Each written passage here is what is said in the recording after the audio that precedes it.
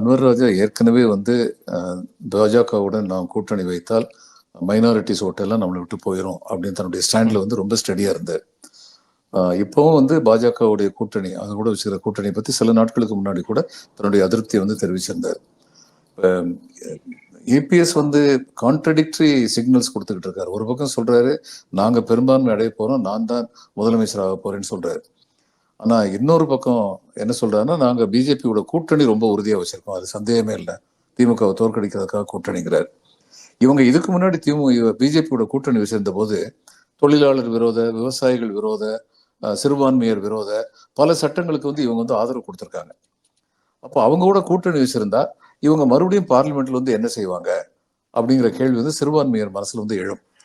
அதனுடைய பிரதிபலிப்பு தான் அன்வர் ராஜா இந்த முடிவு எடுத்திருக்கிறார் நான் நினைக்கிறேன். சிறுபான்மையினருக்கு தாங்கள் தக்க பாதுகாப்பு அளிக்கப்படும் இப்ப வந்து ஏடிஎம்கே சொன்னாங்கன்னா அதை யாரும் நம்ப மாட்டாங்க. என்ன சிஏஏ சமயத்தில் இவங்க என்ன சொன்னாரு, தமிழ்நாட்டில் உள்ள ஒரு முஸ்லீம் கூட பாதிக்கப்பட மாட்டார்னாரு ஏபிஎஸ் வந்து. அப்ப ஒத்துக்கிட்டாரு முஸ்லீம்கள் பாதிக்கப்படுவாங்க, தமிழ்நாட்டில் ஒரு முஸ்லீம் கூட பாதிக்கப்பட மாட்டாங்க அப்படின்னு சொல்றது என்ன அர்த்தம் இருக்கு? இவங்க வந்து ஒரு மாநில கட்சியா இருக்கலாம், ஆனா நம்ம வந்து இந்தியாவுக்குள்ள இருக்கோம். இந்தியாவில் நடக்கிற இன்னைக்கு பாதிக்கலாம், நாளைக்கு பாதிக்கும். இதை ஆரம்பிச்சாங்கன்னா எங்க கொண்டு போய் முடிவாங்கன்னு தெரியாது. அப்போ உறுதியா இருக்கணும் இவங்க இல்லை. அதனால ஏற்கனவே இவங்க மேல உள்ள சந்தேகம் இன்னும் உறுதிப்படுது, மறுபடியும் பிஜேபியோட உறவு புதுப்பிச்சுக்கிட்ட போது. அப்ப அன்வர் ராஜா மாதிரி ஆளுங்களுக்கு என்ன வழி இருக்கு?